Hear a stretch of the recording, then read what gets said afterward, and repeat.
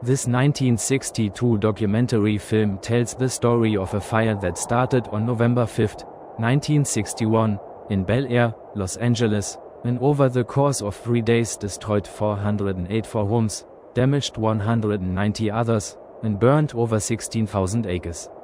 The $30 million disaster led to new laws by the city to eliminate wood shingle roofs and to clear dry brush away from homes. Watch, as what they knew then would repeat itself on January 7, 2025, and yet be claimed unforeseeable. It seems they did not hit the precipice of peril they would soon find themselves in. Los Angeles was on fire, again. Now judge for yourself, did they know? Design for disaster. The story of the Bel Air conflagration.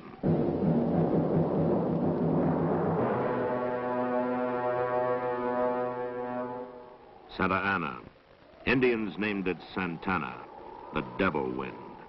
When it blows, plants wither, trees and brush become crackling dry, atmosphere grows tense, oppressive.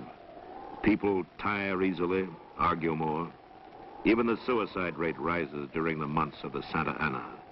Warm, dry. This climate plays an important part in attracting over 3,000 people a month to the city of Los Angeles to become permanent residents.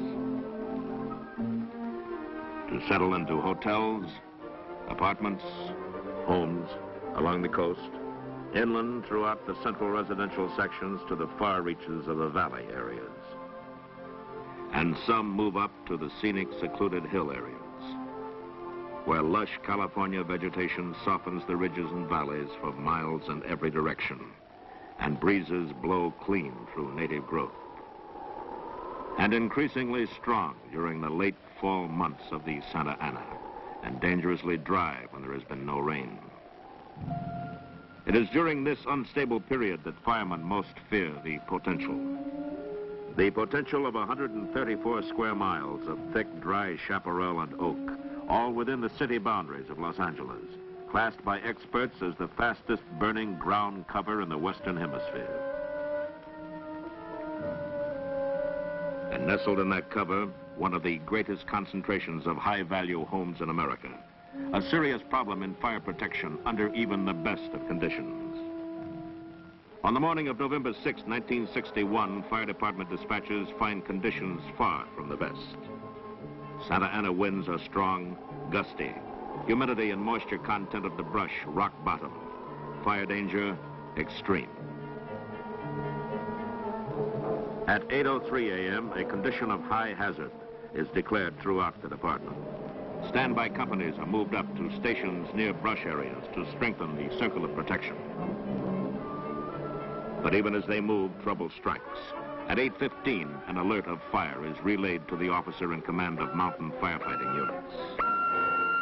Mountain Patrol and all units concerned. They reported brush fire in the mountain area, 3600 block Stone Canyon.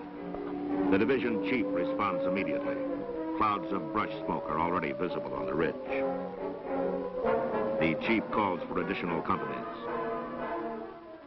The fire, starting from its point of origin north of Mulholland on Stone Canyon, spreads out along canyon walls in 3 directions. First arriving units succeed in stopping it on the north, east, and west flanks before it reaches threatened homes. But there is no stopping it on the south. Winds are driving the flames fast and hard toward Mulholland. The chief declares a condition of major emergency. The master plan of defense against a serious brush fire begins. Support from air tankers is requested. 15 additional engine companies roll out. All key personnel are alerted and special mountain firefighting equipment dispatched. Deputy and division chiefs move up to take command of field units as radio messages crackle in. The fire is over the top. It's heading straight down Stone Canyon. Engine 31, 45, 46, and 67 move directly into the fire. Fire has jumped Mulholland at the crest of the Santa Monicas, headed toward Bel Air. To these men, brush fires are routine, but this one is pushing them hard. The flames take a run along the canyon slopes, heading uphill toward the ridges. Firemen with high-pressure hose streams knock the fire down as it tries to make the jump as it did over Mulholland. But in the canyon between, along the wide sweep of fire front traveling unchecked with the wind, there lies the problem. Rough terrain impedes fire crews in meeting the flames head-on. Fire fans out to sweep up canyon walls, threatening residential areas ahead.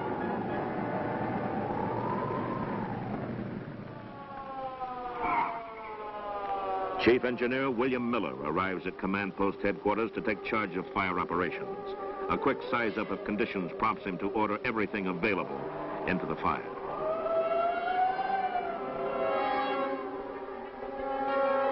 Time is vital. Fire is spreading, growing by the minute. Air tankers sweep in.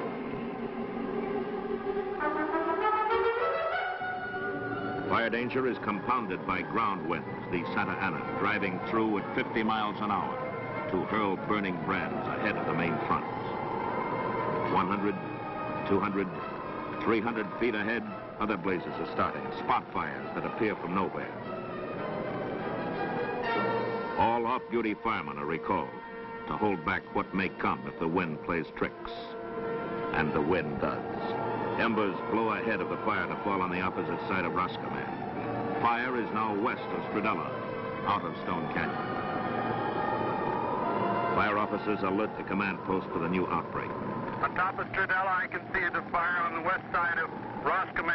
It has jumped at least 500 feet further south. Fire has jumped Roscommon at about Donella and Roscommon. It's now out of control. Responding apparatus is directed in by helicopter. Defense forces are split once again to handle the two additional fronts.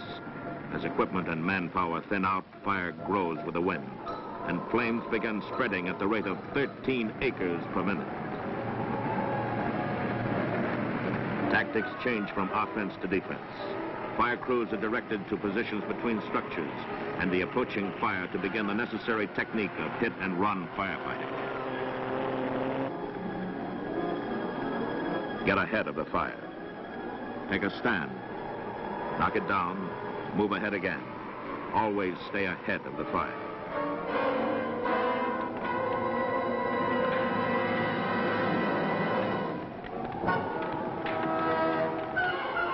Firemen, almost in the dark, fight to keep flames confined to single homes. But now fire is below them, sweeping south, coming up on both sides of the ridges they stand on, going overhead with the wind, jumping ahead of the men. The firemen are no longer ahead of the fire. Field commanders request more and more help as the flames spread. Unless we have companies that can lay into these individual houses, we are going to begin losing more houses on Roscommon.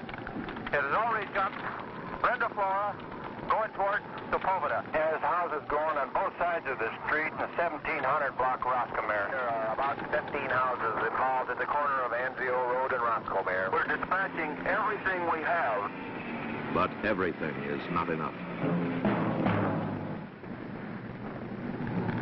Badly needed help has come from county firefighting units. 22 of their engine companies and patrol rigs are at the fire. 10 more are on the way. CAT operators work directly ahead of the flames to stop their advance. 23 surrounding municipalities roll out to fill vacated Los Angeles stations to cover for city companies that have moved into the fire. Fire officials decide where residents may remain, where they may not. Decisions are based on the prime consideration in any fire, safety to human life. Ahead of the fire, police officers are hard-pressed to control the evacuation of residents. While they work, radios blare out messages of trouble. In Gator Canyon, we need police assistance here to evacuate these people. We are going to lose some civilians if we don't get them out of here. There's a lady here having difficulty breathing. She's been sick and trapped in this fire. We have a school bus trapped 2425 Roscommon Road. The children are out, the driver and the bus are trapped. We've got a report of 4 people trapped on foot between Chelan and Roscommon. We need help from the police department. Send an ambulance to 2025 Stradella Road. Injured fireman. 850 Linda Flora. The house is on fire and there's a lady trapped. Congestion blocks fire trucks. Everyone must use the same narrow streets. No crossroads connect the steep canyons. Where fire easily jumps the ridges, firefighters must drive miles to go around them. Sightseers add to the problems. Police are forced to arrest many who move in to get a ringside view of disaster. And disaster it is. In the canyons, along the hillsides, on the ridges, houses are burning. Smoke blacks out the sun. Firemen work in close as firebrands blow against the sides of houses, drive into crevices of wooden roofs, through windows, into ventilators, and bunch under the eaves of houses in glowing masses, held there by hot blasts of fire wind. Wind that bends high-pressure hose streams into worthless spray. Wind that whips roof fires into billows of stubborn flame. Where the men have water to fight with, they're holding their own. And then, without warning, some don't have water. First the pressure, then the water itself recedes from ridges. Fire companies are backed off by waves of flame. Along Stradella first, then Roscommare, then Linda Flora. The situation becomes one of scattered running battles as fire crews pick individual targets. Water is drafted from swimming pools wherever possible. But where water is limited to that in apparatus tanks, homes that are furiously burning must be passed by. Of the hundreds of others threatened or just starting to burn, a difficult choice must be made. Which to fight, which to forfeit. Houses with combustible roofs and those too close to brush are poor risks. Once extinguished, they catch fire again and again. Nevertheless, the firemen try. Air tankers come in low and often, despite collision hazard and the smoke. Only a limited number may operate. Even their biggest loads will not affect the huge central fires. They do their best work in conjunction with ground crews on the flanks to prevent fire spread. More equipment is moved in as fire sweeps south on a solid front at incredible speed. Every burning thing that can be torn loose by the wind is hurled ahead in this horizontal, leapfrogging, wind-driven advance. Burning brands rain down in clouds as fire leaps from wood roof to wood roof. Spot fires appear everywhere, spread, fuse together to feed the parent blaze. A blaze which is no longer just a major brush fire, just a group of burning buildings. It is now a full-scale conflagration. On the move, headed for the thickly populated areas of every residential section north and south of Sunset Boulevard. There is one chance. Every piece of firefighting equipment not actively involved in saving structures is being ordered to the area north of Sunset to head off the flames. Homes by the score disintegrate into white-hot embers carried high into the atmosphere by thermal columns of heat. Firestorms boil upward along residential stretches of Linda Flora, Chalon Road, Stradella, Samara, Chantilly. There is no clearly defined fire front. It's as if an enemy force had suddenly launched a paratroop attack behind the lines of defense. Sector chiefs attempt to maintain order where sectors no longer exist. Flames loom up in scores of homes on scores of streets. Firemen fight in smoke-imposed darkness throughout the fire areas. Some have no water, others have. In their concentration on the jobs at hand, none can know that 4 new crises are taking form. 6 miles northwest in a remote area of Santa Ynez Canyon, a second major brush fire has broken loose. Destroyed 9 homes and is racing toward the main fire to eventually blacken 10,000 acres. Companies are pulled from Upper Stone Canyon to help counter units fight the new blaze. In Benedict Canyon, 1/2 mile east, another brush fire is deliberately set. As ground crews respond, an air tanker is directed in ahead of their arrival to delay the fire's progress. And in Brentwood, a third crisis. 1.5 miles west of furiously burning Bel Air, a completely unexpected phenomenon takes place. Thousands of firebrands are literally dumped from the skies on this heretofore untouched section. In residential areas and hills above, the embers spread. From 60 to 70 fires suddenly blaze up, as if an aerial incendiary attack had been launched.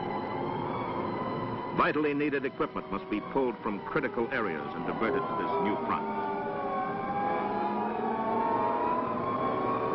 At the same time, a fourth emergency hits. Clouds of sparks soar high over the new 600-foot San Diego freeway complex to envelop ridges of West Sepulveda Canyon, as fire in the space of a few minutes leaps the largest man-made firebreak in the city.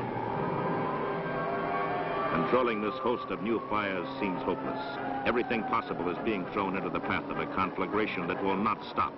The county, civil defense, and neighboring municipalities are taxing their own fire defense to the utmost in this fight against time and a 20-mile perimeter of sweeping flame.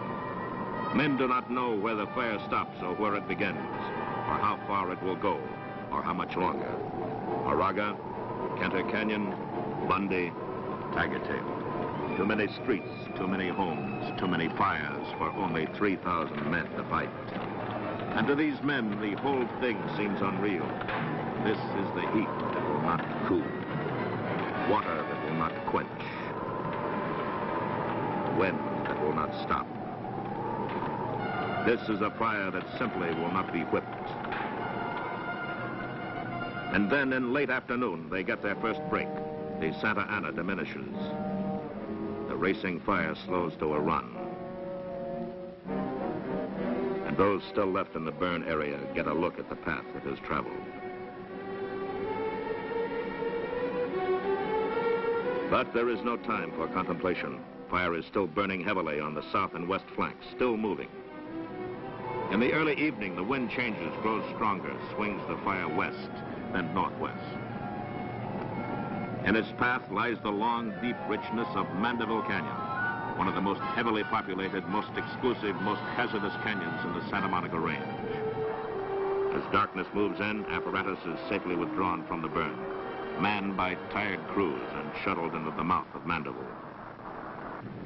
Firemen stand by their lines as they watch a sky full of smoke turn red from embers and reflected flames. Fire once again is on the rampage. Like devils running before the wind, flames begin their climb to the top to crest over the ridge, shoot skyward, and start down into Mandeville on a direct run for the homes below. And the fight begins. Firemen battle to keep their positions between homes and the first waves of fire as flames boil overhead to sweep the West Canyon wall.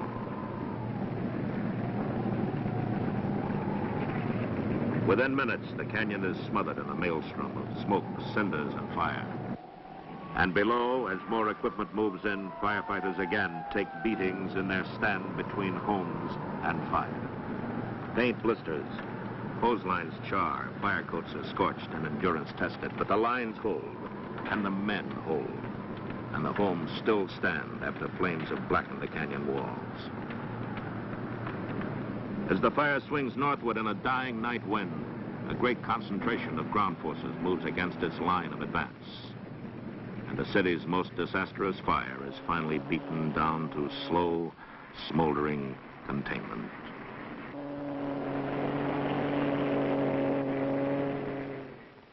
On November 7th, the morning sun reveals the ruins of what yesterday were homes and trees and irreplaceable possessions. Now fireplaces stand as tombstones over row upon row of dead homes on dead streets. 484 times, fire proved its deadly efficiency by incinerating in a few roaring minutes what families had taken years to acquire. 6,090 acres of blackened hills, canyons, and neighborhoods. Over 3,000 men, 240 fire vehicles, and 16 aircraft tried to stop it. Did stop it, but only after a hard driving Santa Ana died down and gave them a chance. They broke the fire's back in 12 hours, saved over 2,200 homes, a major college. Not one single life was lost. Not one critical burn case reported. Firemen had set a new record according to national fire experts.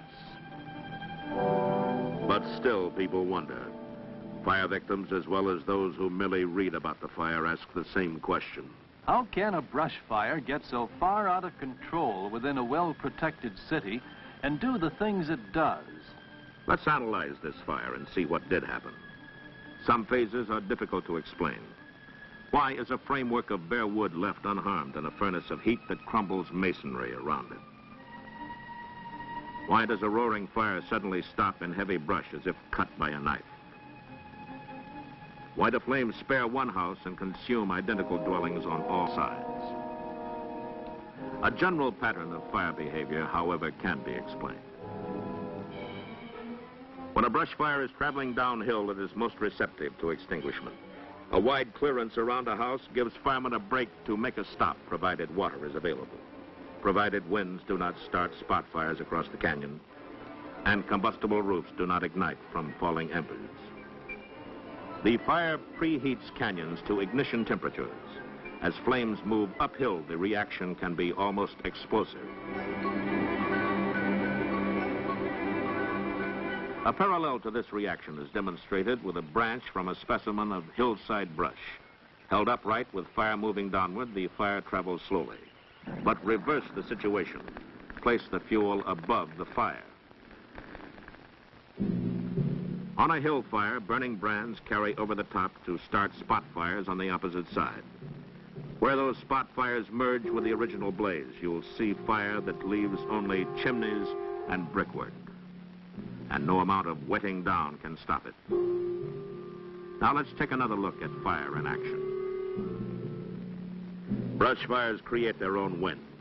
Turbulence and heat bring winds of tornado velocity. Erratic, twisting, treacherous, and unpredictable. Even seasoned news cameramen can be trapped.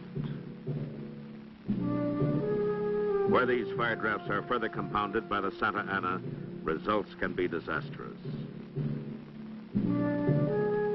On the morning of November 6th, Santa Ana winds were moving in a southwesterly direction from desert to coast.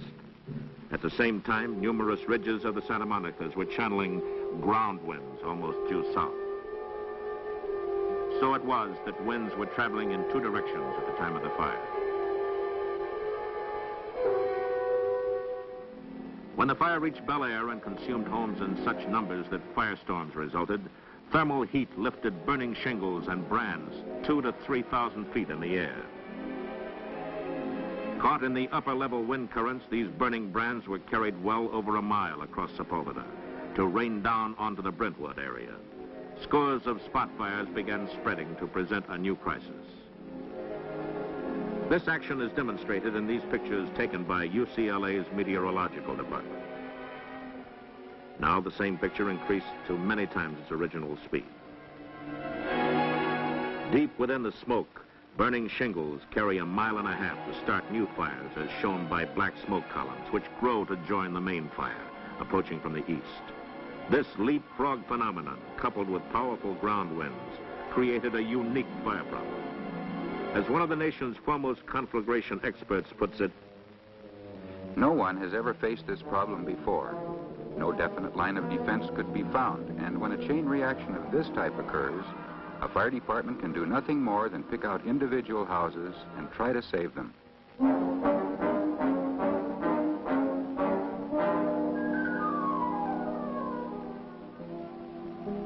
But even in such attempts to save individual homes, firemen are further thwarted by the loss of water. How can a modern water system properly designed to meet emergency fire conditions fail to function?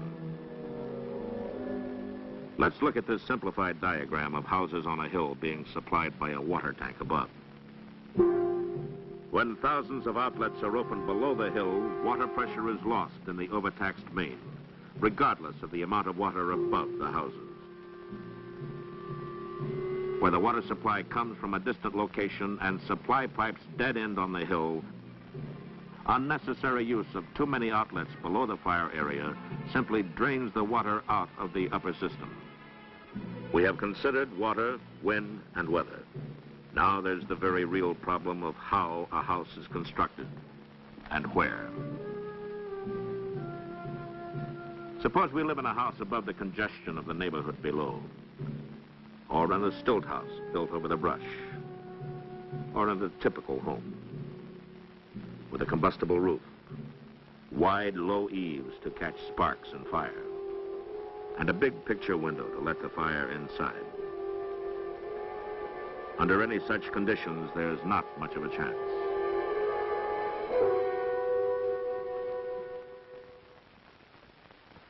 In 1959, experts from the National Fire Protection Association surveyed portions of Los Angeles.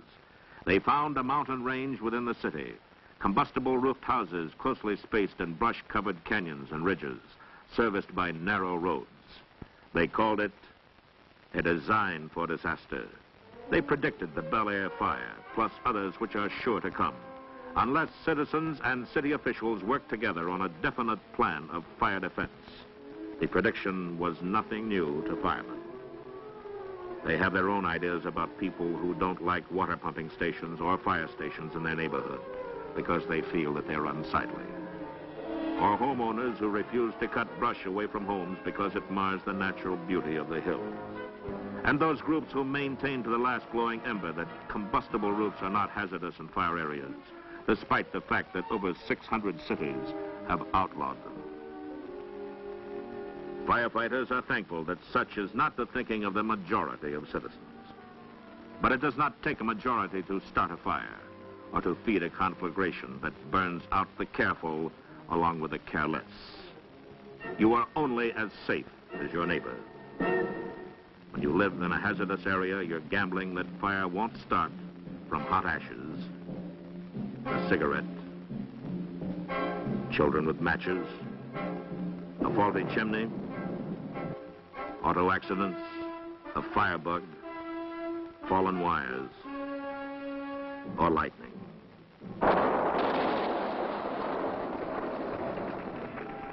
These are the odds. If you win, you get to keep what you already have. If you lose, fire, the winner, takes all.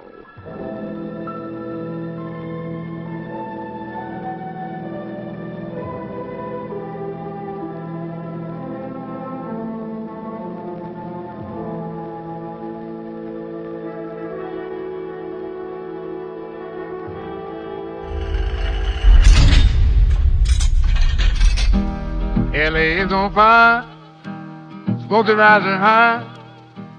I pick up my old guitar beneath the burning sky. People in the distance run out of grace, sending out my prayer to keep the love in place.